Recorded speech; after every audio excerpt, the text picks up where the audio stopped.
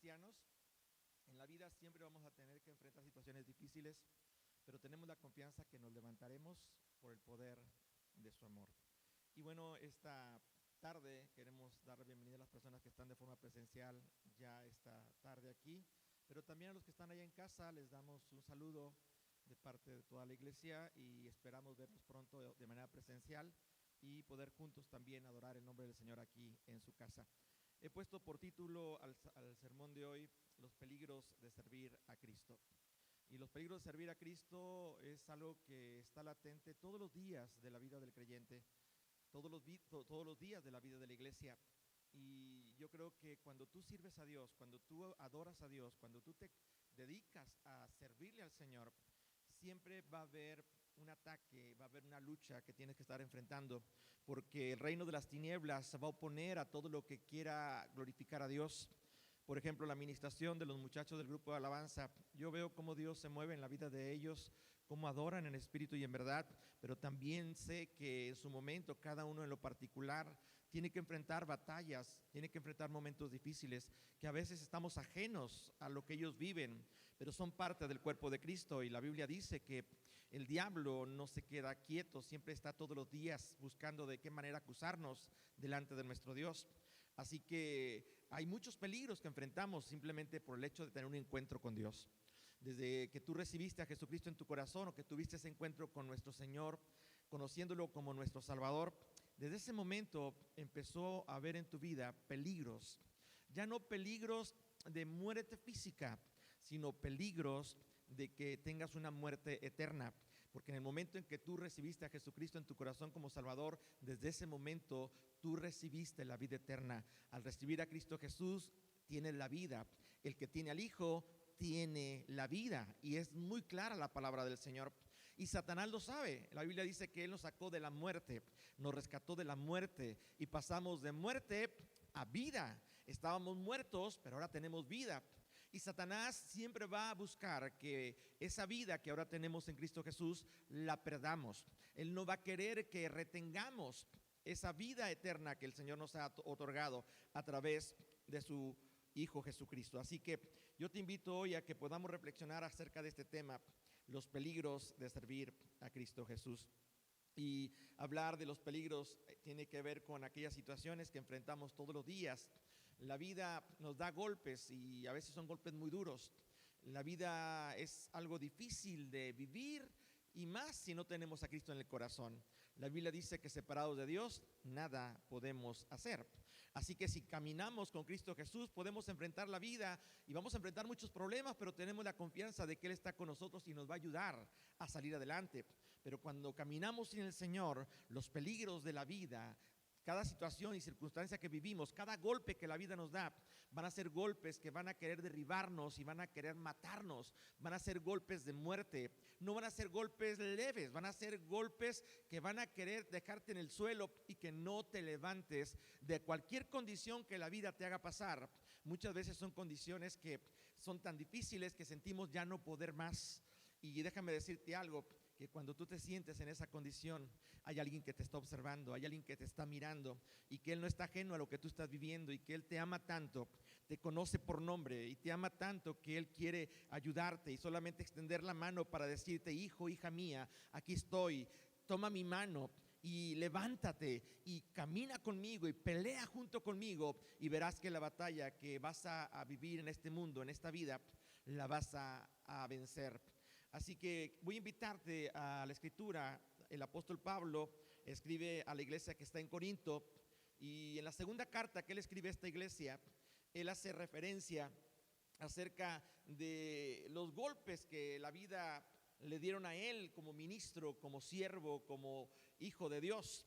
Entender que el apóstol Pablo fue llamado por Jesucristo para predicar el evangelio a los gentiles, y él tenía una encomienda, él tenía un compromiso muy grande, que era extender el reino de Dios y enseñar lo que Jesús había enseñado cuando él estuvo aquí en la tierra.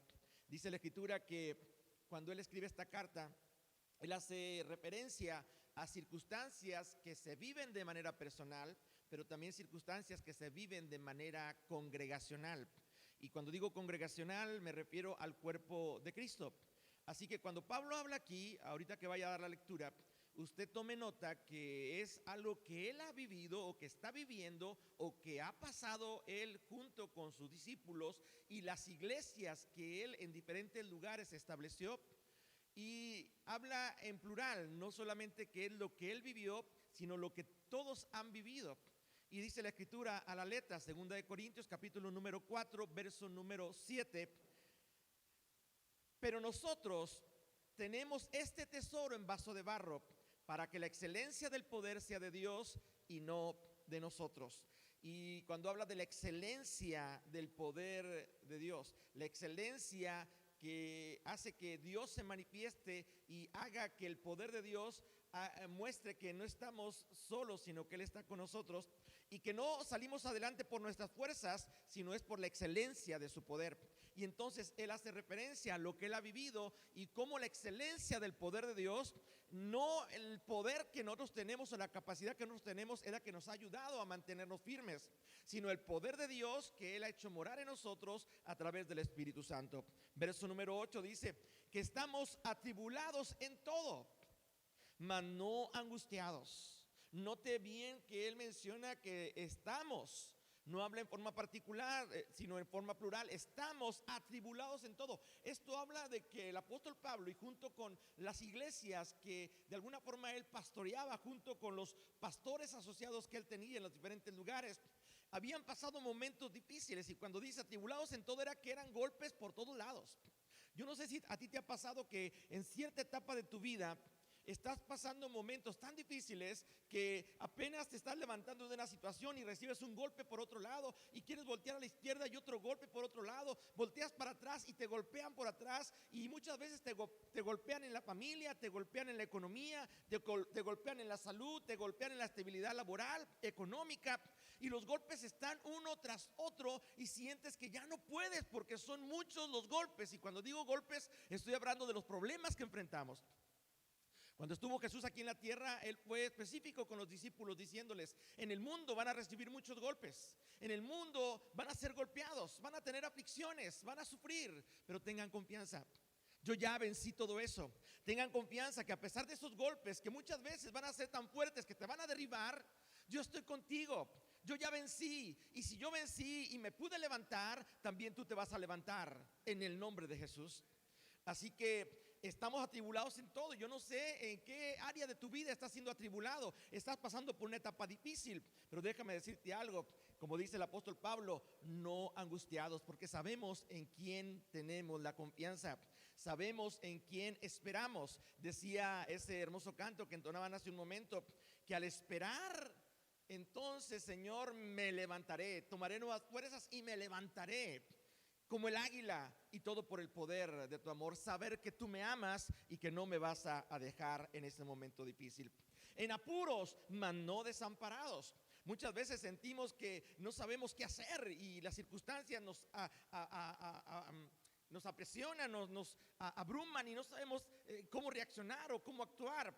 Pero dice la Escritura, esos apuros en los que en alguna ocasión sentimos que no tenemos quien nos ayude, dice la Escritura claramente: aunque estamos en apuros, mas no desesperados. El estar desesperados es que no hemos aprendido a esperar en Dios. Aunque estamos en apuros, no tenemos muchas veces para pagar los recibos de la luz, del agua, o cubrir las necesidades básicas de la familia. Tenemos muchos apuros que están en nuestra mente y en nuestro corazón, pero no nos desesperamos porque sabemos que Jehová es Jireh, Jehová es nuestro proveedor y que Dios nos sustentará. Sabemos que si buscamos el reino de Dios y su justicia, todo eso vendrá por añadidura. Por eso no nos desesperamos, aprendemos a esperar por el poder de su amor. Y el apóstol Pablo está mencionando que la iglesia y él en lo particular han pasado por esos apuros, han pasado por esas tribulaciones en todas las áreas. Y dice en el verso número 9: perseguidos, mas no desamparados. No solamente los apuros de las circunstancias de la vida o las tribulaciones, las aflicciones que se vive día a día, sino todavía ser perseguidos. Y esto habla de gente que se opone a que nuestra vida siga caminando en el Señor. Y va a haber personas que se van a oponer a que tú hables de Cristo Jesús, se van a oponer a que tú ames a Dios, a que tú sirvas a Dios. Y muchas veces las personas que se van a oponer van a ser las de tu propia familia. La Biblia es muy clara también cuando dice que los primeros que se van a oponer son los de tu casa. los que no van a querer que vayas a la iglesia, los que no van a querer que tú busques a Dios, los que van a oponerse muchas veces para que tú seas una persona que cumpla un llamado de parte del Señor.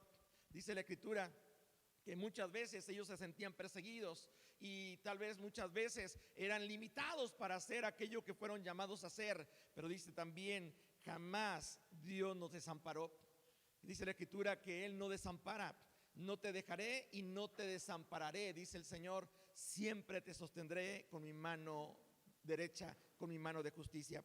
Así que muchas veces tal vez tú te has sentido perseguido y tal vez te han limitado para que tú puedas hacer lo que Dios te llama y desea todo tu corazón hacer. Pero déjame decirte algo, que el Señor no te ha desamparado y hoy estás aquí en la casa del Señor porque tú determinaste en tu corazón levantarte y seguir adelante. Estamos casi ya un año de que inició esta pandemia, de que empezó este encierro en las casas, pero tú estás aquí en la casa del Señor. Muchos se quedaron en casa, pero tú estás aquí en la casa del Señor porque Dios no te ha desamparado. Tienes vida, has sobrevivido y Dios te da la oportunidad de venir a adorarle en este lugar. Y por último dice el apóstol Pablo, derribados pero no destruidos. Y los golpes de la vida, insisto, van a ser como una pelea de box que va a ser continuamente tu vida golpeada una y otra vez y muchas veces vas a ser derribado. Pablo está diciendo, yo fui derribado. Está diciéndole a los discípulos y a los que han creído y son parte de las iglesias, hemos sido derribados muchas veces en lo particular y también en lo congregacional. Hemos sido atribulados en todo y hemos pasado momentos difíciles. Hemos sido derribados de tal manera que parecía que ya esto iba a hacer que desmayáramos, que ya no siguiéramos adelante. Pero aunque muchas veces fuimos derribados, pero nunca fuimos destruidos. Porque Satanás vino a matar, hurtar y destruir, pero a ti y a mí no nos pudo destruir. Aquí estamos, sí, dice la Escritura, estamos derribados muchas veces, pero nunca destruidos o nunca nos dejamos vencer.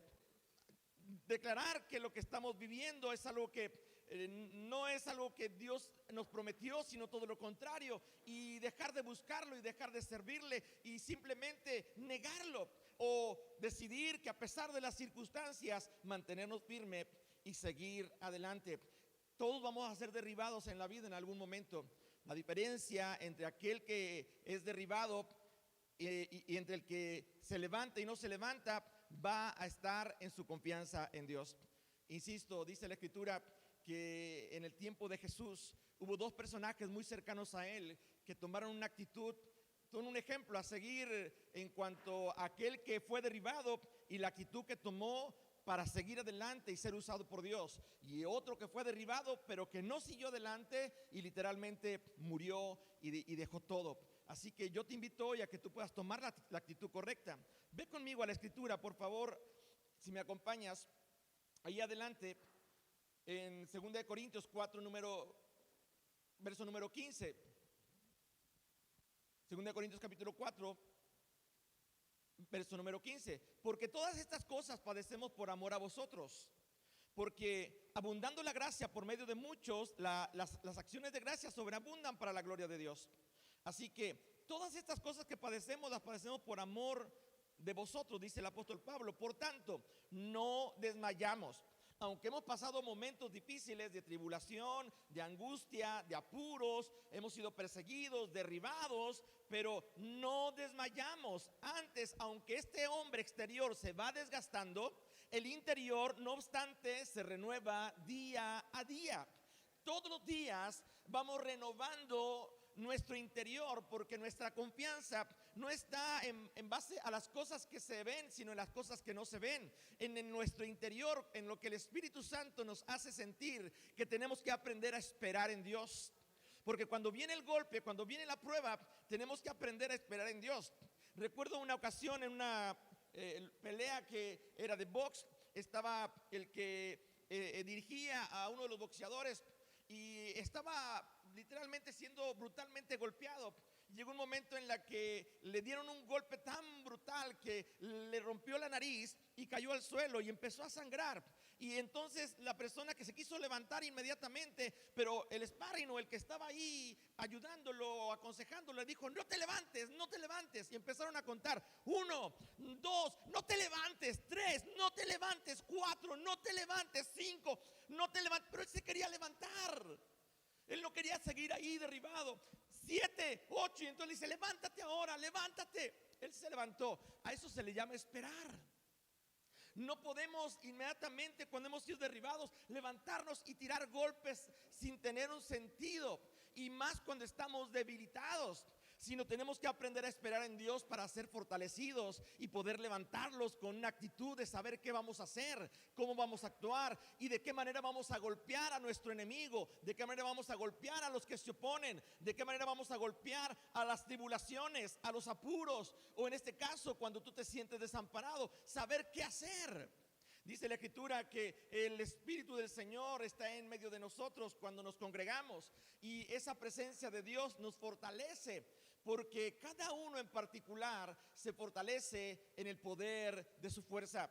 Dice el verso número 17: porque esta leve tribulación es momentánea, produce en nosotros una cada vez más excelente y eterno peso de gloria. Por segunda ocasión el apóstol Pablo menciona la palabra excelente, excelencia.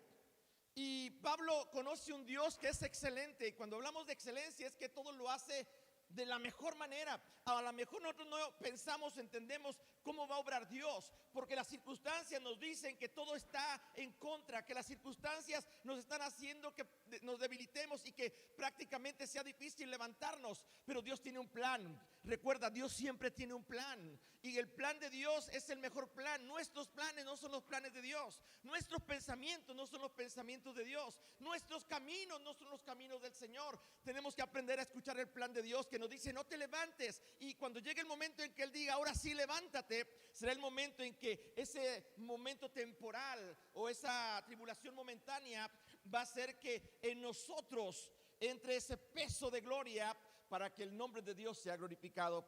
Dice la Escritura en el verso 18: no mirando nosotros las cosas que se ven, sino las que no se ven. Pues las cosas que se ven son temporales, pero las cosas que no se ven son eternas. Y sí, muchas veces lo que vemos en las circunstancias es tan difícil que a veces queremos ya renunciar a todo. Queremos a veces, si es un problema en el matrimonio, queremos ya dirigirnos a un divorcio. Si tenemos un problema en la familia, queremos irnos de la casa. Si tenemos un problema en el trabajo, queremos renunciar al trabajo. Si tenemos un problema en la congregación como iglesia, ya no quiero congregarme o ya no quiero participar. Donde estás enfrentando esa tribulación, donde estás enfrentando ese problema, va a hacer que muchas veces tú desmayes y digas: ya no quiero saber nada, ya no quiero seguir adelante. Algunos están en la escuela y tienen un problema, un examen que no pasaron, y ya voy a renunciar porque yo no le entiendo las matemáticas. Y empiezan a desmayar y no quieren levantarse, esperar y poder tomar una decisión correcta. Dice la Escritura que no solamente era estas circunstancias que el apóstol Pablo menciona como una temporalidad, sino que él hablaba de las cosas que no se veían, que son eternas. Aquellas cosas que vamos a lograr, que todavía no vivimos, que todavía no tenemos, pero tenemos la confianza que Dios lo prometió y que así lo va a hacer. Si Él dijo: tú vas a terminar una carrera profesional, voy a terminar la carrera profesional. No con el poder mío personal o capacidad personal, sino con el poder, con la excelencia del poder de Dios. Voy a hacer que el ministerio donde yo estoy participando en la obra del Señor sea un ministerio excelente, donde la gloria de Dios se manifieste, no con mi capacidad, sino con la excelencia del poder de Dios que se va a manifestar en mi vida para la gloria de Él. Así que es cierto, recibimos golpes y tal vez los golpes nos llevarían a desmayar, pero Pablo fue firme: no desmayamos. Dile al que está a tu lado: no desmayes. No es el tiempo de desmayar, no es el tiempo de voltear para atrás, es el tiempo de esperar en Dios. Pablo, él está expresando esto a la iglesia de Corinto. Y mira, a veces nosotros nos ahogamos en un vaso de agua, porque apenas tenemos un pequeño problemita y parece que ese problemita está acabando con toda nuestra vida, con todos nuestros sueños, con todas nuestras metas, con todo aquello que un día empezamos a forjar o a edificar, y por una situación decidimos ya no seguir adelante. Sabes que el hombre de doble ánimo es inconstante en todos sus caminos. Y Dios no nos llamó a ser inconstantes, Dios nos llamó a ser perseverantes. El reino de los cielos no es del que empieza la carrera, sino el que la termina. Y todos podemos empezar la carrera y vamos a tener obstáculos y muchas veces vamos a tropezar y a caer, pero Dios nos dice: levántate. Y no es nada más que te levantes tú: es que no puedo, Señor, no puedo. Levántate, y Dios extiende su mano y nos levanta y te dice: sigue adelante. 7 veces cae el justo, pero Dios lo levanta porque sabe que tiene que cumplir un propósito. No podemos dejar de correr o de caminar o de hacer lo que Dios nos llamó porque tropezamos.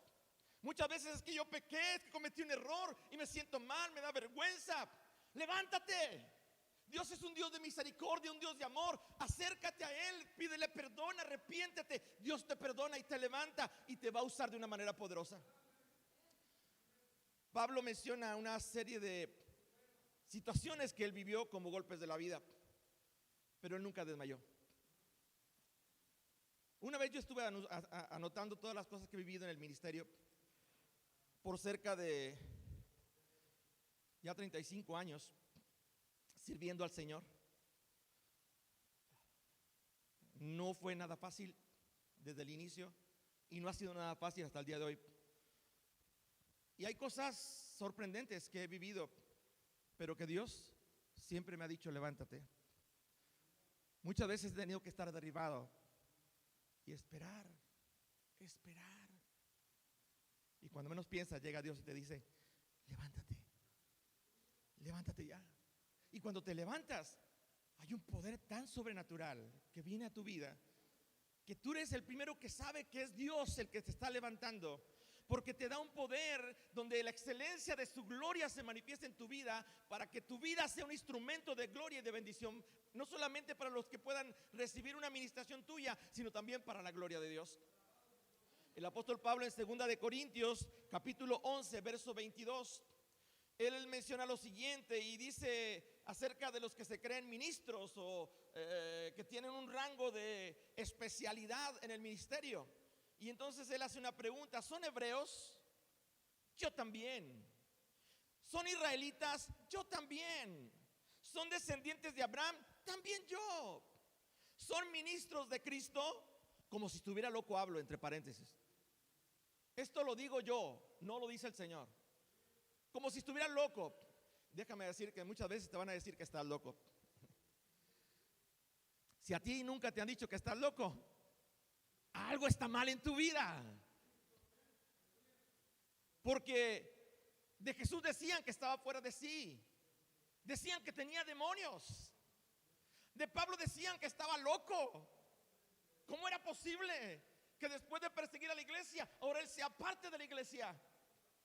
Después de perseguir a los cristianos, ahora él sea uno de los principales creyentes. Dice la escritura que él lo dice: como si estuviera loco hablo. Yo más. Son ministros de Cristo, servidores, yo más. En trabajos más abundantemente, en azotes sin número, en cárceles más, en peligros de muerte muchas veces. De los judíos 5 veces he recibido 40 azotes menos 1. 3 veces he sido azotado con varas, 1 vez apedreado, 3 veces he padecido naufragio, 1 noche y un día he estado naufragando en el mar, 1 noche y un día en el mar flotando. No era cualquier cosa todo lo que él estuvo enfrentando en el ministerio. Pero sigue diciendo: en caminos muchas veces, en peligros de ríos, peligros de ladrones, peligros de los de mi nación, peligros de los gentiles, peligros de la ciudad, peligros en el desierto, peligros en el mar, peligros entre los falsos hermanos. Gloria a Dios que aquí no hay falsos hermanos. En todas las iglesias hay hermanos verdaderos y hermanos que son falsos. Hay trigo y hay cizaña. Y Pablo tuvo muchas aflicciones también por hermanos que fueron falsos, que lo afligieron, algunos lo abandonaron, otros se oponían a su enseñanza. Fue parte del proceso que Pablo tenía que llevar para tener un crecimiento y ser un ministro del Señor aprobado.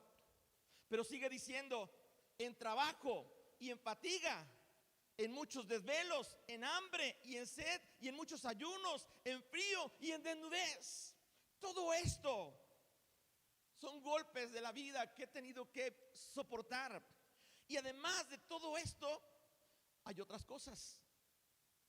Dice, lo que sobre mí se agolpa, lo que cada día hay algo que me golpea aquí en mi pecho y en mi corazón, es la preocupación por todas las iglesias.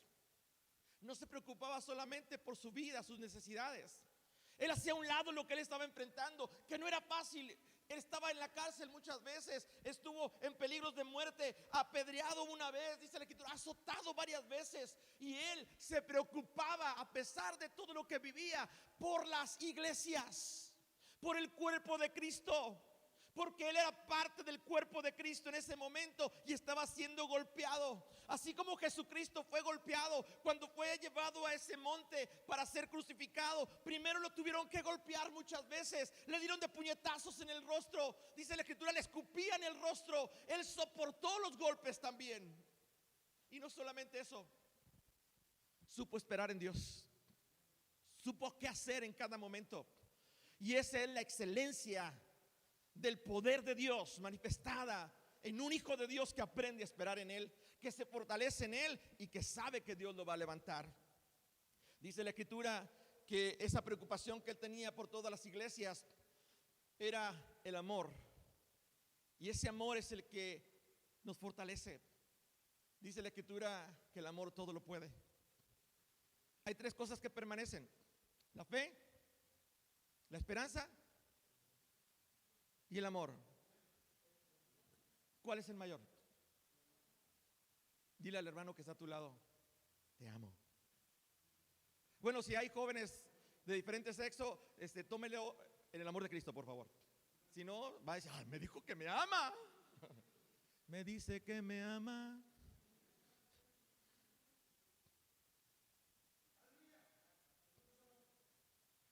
Cuando tú sabes que alguien te ama, tienes la fortaleza para seguir adelante. Cuando sientes que nadie te ama, ya no quieres saber nada. Quieres dejarlo todo. Es más, te quieres morir. Es que ya no me ama. Nadie, absolutamente nadie, podrá amarte como Dios te amó. Nadie tiene mayor amor que que aquel que pone la vida por sus amigos. Cristo Jesús puso la vida por ti, la puso por ti y la puso por ti también. Así que aunque nadie te ame, aunque todo mundo te desprecie y te deseche, recuerda que hay alguien que te ama, y ese amor es suficiente. Es el poder de su amor que te va a ayudar a seguir adelante.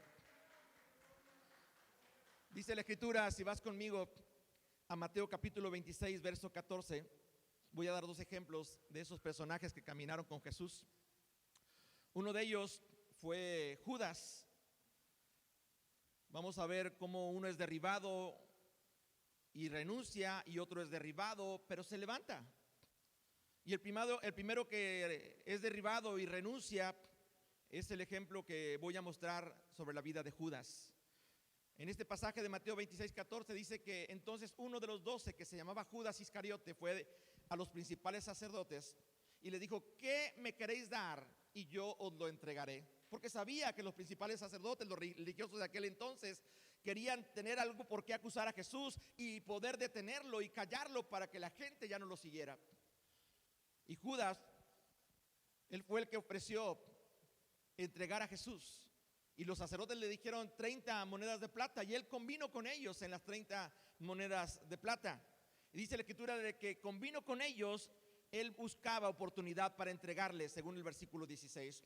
Imagínense, estaba con Jesús, pero estaba buscando el momento para entregarle. Qué tremendo muchas veces en tu vida, en tu ministerio, que va a haber Judas a tu alrededor que van a esperar en qué momento van a poder entregarte, que en qué momento puede cometer un error o puede estar en una circunstancia donde puedan hacer que tu vida o tu ministerio sea detenido temporalmente, seas afligido temporalmente, porque Judas era amigo de Jesús, era discípulo de Jesús.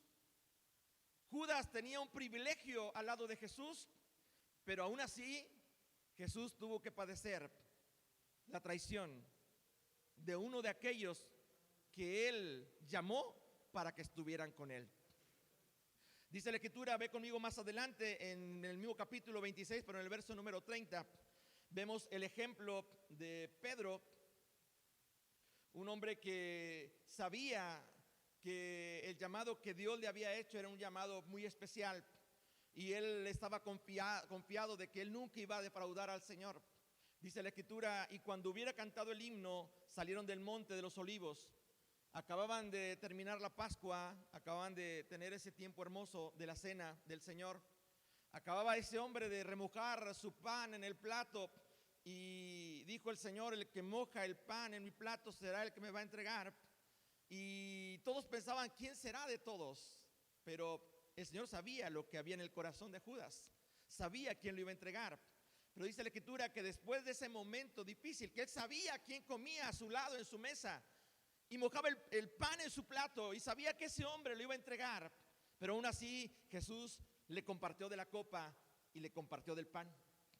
Y le dijo, este es mi cuerpo que por vosotros es partido, pero este es mi sangre que por vosotros es derramada para perdón de pecados de muchos. Dice la Escritura que cantaron un himno, y al salir al monte de los olivos, en ese momento vino el proceso difícil para el Señor Jesús. Entonces Jesús le dijo, todos vosotros se van a escandalizar de mí esta noche, porque escrito está, heriré al pastor y las ovejas del rebaño serán dispersas. Pero después de que haya resucitado, iré delante de vosotros a Galilea. Heriré al pastor y las ovejas serán dispersas. Satanás siempre va a querer golpear al cuerpo de Cristo, a la iglesia. Pero si alguien va a querer derribar y destruir, es al pastor, porque sabe que es la forma en que las ovejas están desprotegidas y van a ser presa fácil. Dice la Escritura, y serán dispersadas. Y eso es una profecía que se cumplió en su momento. Dice la Escritura, respondiendo Pedro le dijo, aunque todos se escandalicen, yo nunca me voy a escandalizar de ti. Y siguió diciéndole el Señor, de cierto te digo, Pedro, esta noche antes de que el gallo cante, me vas a negar 3 veces. Pero Pedro le contesta y le dice, aunque me sea necesario morir contigo, no te negaré. Al contrario, voy a estar a tu lado, voy a estar contigo. Y todos los discípulos, dice la Escritura, dijeron lo mismo, no te negaremos, Señor, estamos contigo. Qué hermoso es saber cuando tienes a tu lado gente que te dice, estoy contigo, de palabra. Pero en el momento de la verdad, son pocos los que en verdad están ahí contigo. En el momento para sacar adelante la obra del Señor, son pocos los que verdaderamente están contigo. Aunque todos dicen, estamos contigo, estamos orando por ti, estamos orando por la iglesia. Pero en estos tiempos se requiere no solamente de declararlo, sino tenemos que demostrarlo y estar ahí presentes para que podamos fortalecer a aquel que en ese momento se siente débil. En el caso del Señor Jesús, él sabía que Pedro lo iba a negar, sabía que Pedro lo iba a abandonar, y no solamente él, todos sus discípulos.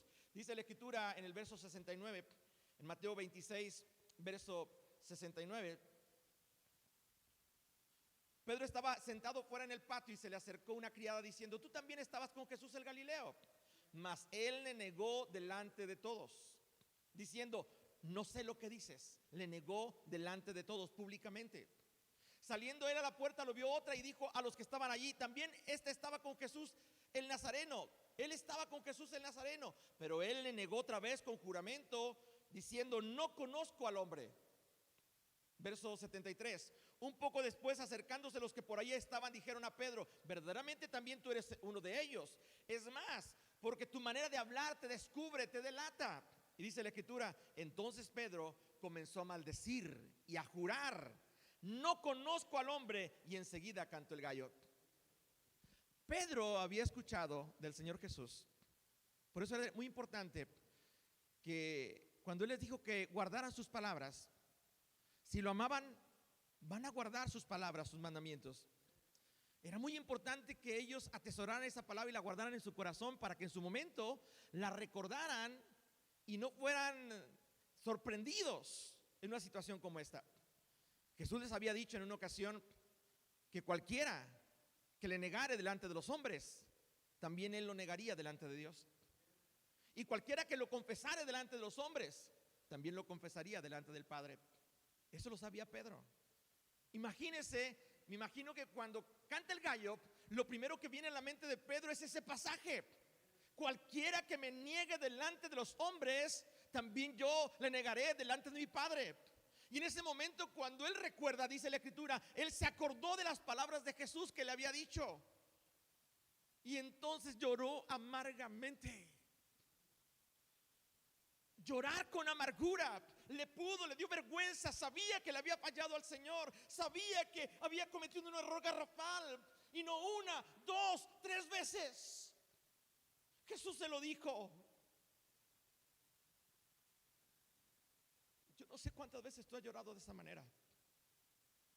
Yo no sé qué tengas que pasar en la vida para llorar con amargura, pero déjame decirte algo, puedes llorar. Jesús también lloró muchas veces. Tú puedes llorar, pero nunca permitas que la amargura entre a tu corazón. Nunca permitas que una raíz de amargura brote en tu corazón y que tu corazón se llene de amargura, porque la amargura va a empezar a no solamente a decir que Dios es el que permitió eso, que Dios tiene la culpa, o vas a condenarte a ti mismo diciendo que tú tienes esa culpa, y ya que se arrepintió y fue nuevamente y dijo: aquí están las monedas, ya no las quiero. Y ellos dijeron: ¿y qué? ¿A nosotros qué? Allá tú con él, las monedas son tuyas. Él ya va a seguir un proceso y lo van a condenar a muerte. Dice la Escritura que él fue y arrojó las monedas en el templo y se fue y se ahorcó. Él se condenó a sí mismo. Él vio que le había fallado al Señor, traicionándolo. Dice la Escritura que él, cuando fue con los sacerdotes a llevarle las monedas, ¿qué he hecho? He entregado a condena a un inocente. Y eso le pudo en su corazón. Había arrepentimiento, dice la Biblia. Arrepentido, él lo dijo. Pero él no tomó la actitud correcta. Su corazón empezó a llenarse de esa amargura y tal vez lloró, y la amargura lo llevó a desmayar y a no querer saber hacer nada. Y dice la Escritura que él se fue y se ahorcó, se quitó la vida. Ya no quiso seguir adelante. Hay muchos que se ahorcan, no literalmente, pero espiritualmente, y ya no quieren seguir adelante. Están muertos. Se mataron a sí mismos. No quisieron levantarse después de haberle fallado al Señor. Dice la Escritura: si alguno se cree firme, mire que no caiga. Porque muchas veces el enemigo va a meter zancadilla para que tú tropieces y caigas. Pero Dios siempre va a estar ahí. Dice la Escritura que Él manda a sus ángeles cerca de ti para que tu pie no tropiece en piedra, para que los ángeles te puedan sostener y te puedan guardar y te puedan proteger. Dios nunca abandona. Judas no pensó en eso y él tomó la actitud incorrecta y él se quitó la vida. Pero Pedro, que también lloró amargamente, él no se quitó la vida, lloró amargamente. Estuvo por un tiempo viendo y siguiendo al Señor de lejos. No se levantaba, lo vio morir, vio cuando le traspasaron sus manos, cuando le traspasaron su costado, le escuchó cuando dijo: Padre, perdónalos porque no saben lo que hacen. Yo pienso que en ese momento Pedro recibió el perdón. Él sabía que el perdón que Jesús estaba declarando era para el perdón de todos los pecados, incluyendo su pecado. Le fallé a mi Padre, le fallé a mi Dios, le fallé a mi Señor, pero Jesús lo perdonó. Dice la Escritura que aunque Él le falló, cuando Jesús resucitó, dice la Escritura, al primero que dio la instrucción que le avisaran que Él había resucitado y que los iría a ver más adelante, fue: mujeres, díganle a Pedro que he resucitado y que los veré pronto. Pedro, donde quiera que estés, hay un mensaje para ti. He resucitado, no fui derribado solamente, me he levantado al tercer día y triunfó sobre la muerte. Dice la Escritura que no solamente Pedro recibió la noticia, sino que él quiso cerciorarse y corrió a esa tumba. Dice la Escritura que corrió tan fuerte y entró a la tumba para darse cuenta que Jesús ya no estaba en la tumba, que había resucitado. Después apareció a ellos en diferentes momentos, pero también dice la Escritura que después de recibir el Espíritu Santo fue el primero que Dios levantó. Dice la Escritura, y Pedro se puso en pie y se levantó y empezó a predicar a todos los que estaban alrededor el día del Pentecostés, diciendo: no están llenos de mosto, no están borrachos. Esto es lo dicho por el profeta Joel, lo que había prometido Dios, que derramaría el Espíritu Santo sobre toda carne y que vendría el día en que todos podrían experimentar el poder de Dios. Dice la Escritura que no solamente Pedro fue el primero que predicó para que miles recibieran al Señor como Salvador, sino también dice la Escritura que fue un pilar de la iglesia, un fundamento que hasta el día de hoy se reconoce como un hombre que siguió al Señor y no desmayó, sino que permaneció hasta el final. Pedro tomó una decisión correcta, no se quedó derribado. Fueron 3 golpes duros que lo tumbaron, lo derribaron, pero el Señor lo levantó. Yo no sé si tú te has sentido así alguna vez. Sientes que le has fallado al Señor, pero déjame decirte algo. Cualquier falla que tú tengas, hay misericordia y hay perdón de parte de Dios para ti. No es que Dios esté de acuerdo con el pecado. Dios no está de acuerdo con lo que hace el pecado. El pecado produce muerte, pero Jesucristo produce vida. Y cuando tú le has fallado y has pecado, el enemigo va y le dice al Señor: míralo, mírala, te falló, volvió a pecar. Llega Jesús como abogado y le dice: Señor, acuérdate que yo morí en la cruz. Acuérdate que tú cargaste en mí el pecado de todos ellos y que por mi sangre ellos han sido perdonados y limpiados. Y Dios otorga el perdón por la sangre del Cordero, el Cordero de Dios que quita el pecado del mundo. Termino con esto. Pedro lloró amargamente. Cuando el diablo te derriba, no quiere que te levantes. Cuando el diablo te golpea, es para destruirte. Y no hay hombre o mujer de Dios más admirable que aquella o aquel que se levanta cuando todos lo veían y decían: de esta ya no se levanta. Cuando vieron a Jesús: si eres el Hijo de Dios, desciende de esa cruz. Tal vez el enemigo viene y te dice: si eres el Hijo de Dios, si eres la hija de Dios, a ver, levántate. ¿Por qué estás con esa amargura ahora que sale de tu corazón, echándole la culpa a Dios? Cuando aquí lo único que tienes que hacer es reconocer que Dios hoy quiere hacer una actitud diferente en ti, y que es que procedas a un arrepentimiento y puedas recibir el perdón de Dios. Dice la Escritura, me acompañas por favor a Ruth capítulo 1, verso 1. Termino con esto, si los muchachos ahorita quieren pasar. Ruth, una mujer que tenía a su esposo y 2 hijos. Su esposo tenía el nombre de Elimelech y la mujer de Elimelech era Noemí. Sus hijos eran Malón y Kelión. Y murió Elimelech, marido de Noemí, y quedó ella con sus 2 hijos.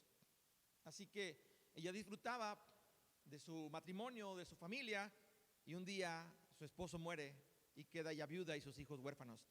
Sus hijos se casan con unas moabitas, una llamada Orfa y otra Ruth. Eran de Moab, tenían otras costumbres y otros dioses, enseñados de diferente manera a los israelitas.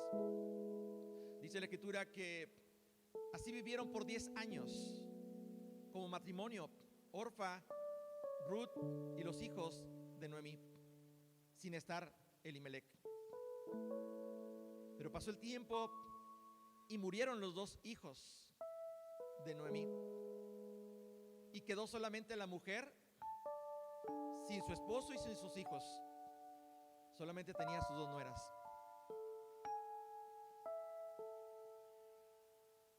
La vida le golpeó 3 veces y le quitó 3 partes importantes.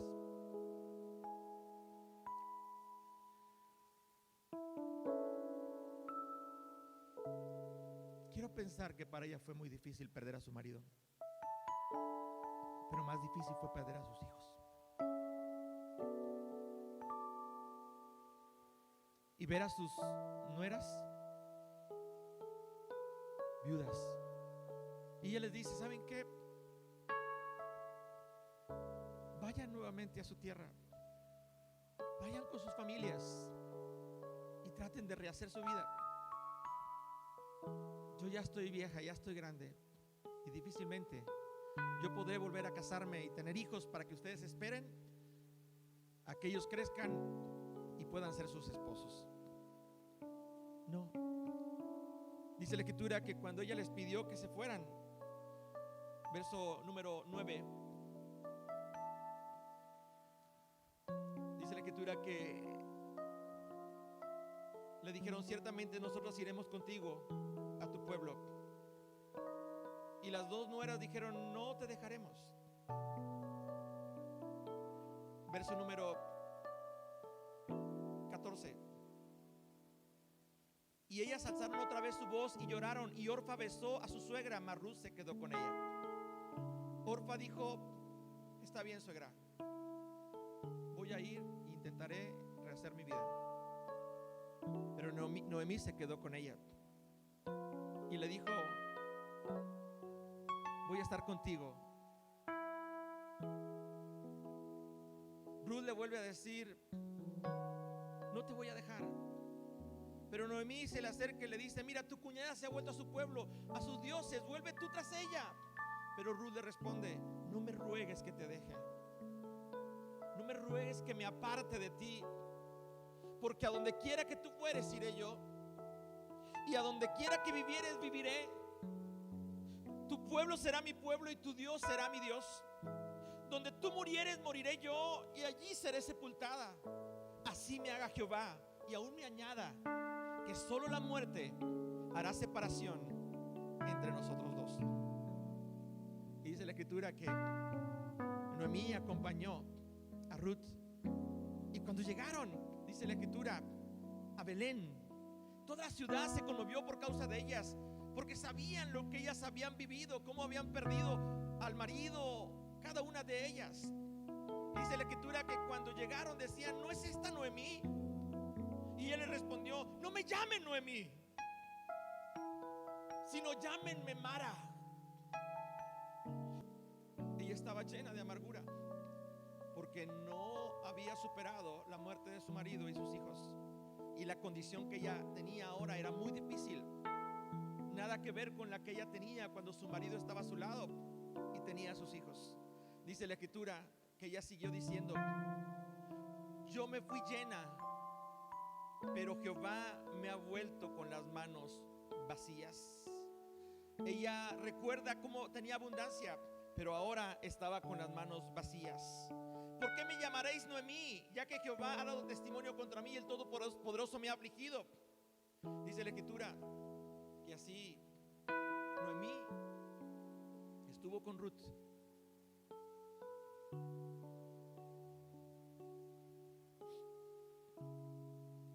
Déjeme decirle algo. Ruth no permitió que la amargura llenara su corazón porque perdió a su marido. Pero Noemí, hasta el nombre se cambió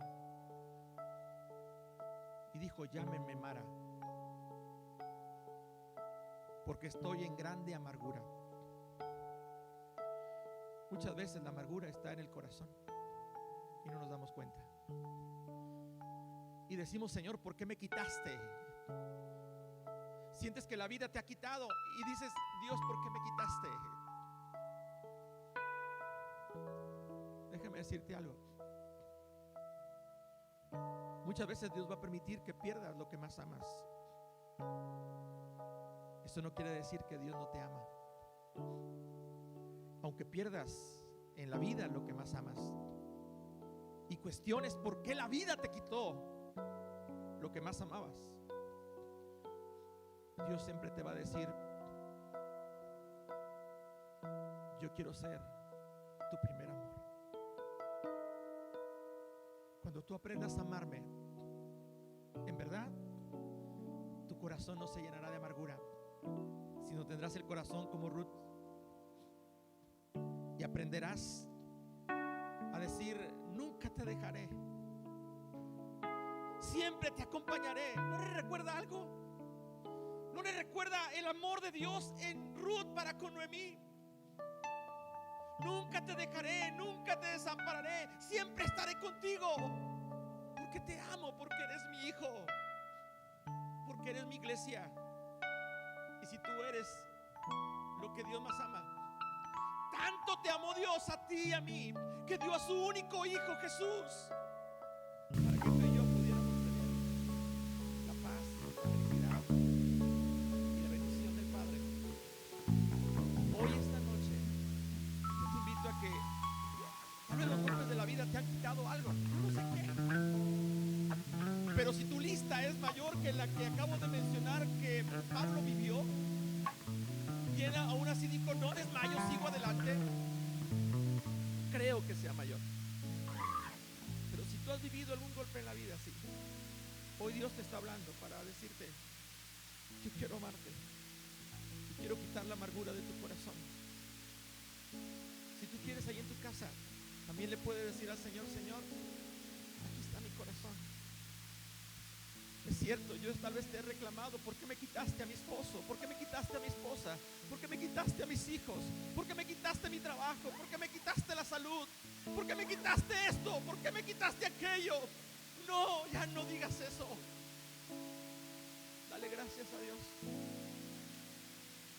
Pablo dijo: he aprendido a estar contento en la abundancia como en la escasez. Y no importa lo que viva, si Dios está conmigo, puedo decir: no importa los peligros que como siervo de Dios tenga que enfrentar, si tú estás conmigo. Si tú estás conmigo, Señor, a donde tú quieras iré. Pero si tú no vas conmigo, Señor, nunca permitas que yo dé un paso si tu presencia no me acompaña. Yo te invito a que estés de pie y te invito a que puedas descansar en el Señor y decirle: Señor, es cierto, he pasado muchos momentos peligrosos en la vida, muchas veces me han derribado, pero tú me has levantado. Y este altar está dispuesto para que tú estés unos momentos de rodillas y poder estar en los tiempos difíciles de pie. Los que en algún momento te traicionaron, se opusieron a ti, los que en algún momento te lastimaron, te hirieron, y tal vez tú tienes amargura contra ellos. Déjame decirte algo: los que en algún momento te hirieron y te vieron derribado, también te van a ver levantar y te van a ver ser usado por Dios, y van a ver la gloria, la excelencia de la gloria del Señor, poder de Dios obrando en tu vida, y dirán: grandes cosas Dios ha hecho con él, grandes cosas Dios ha hecho con ella.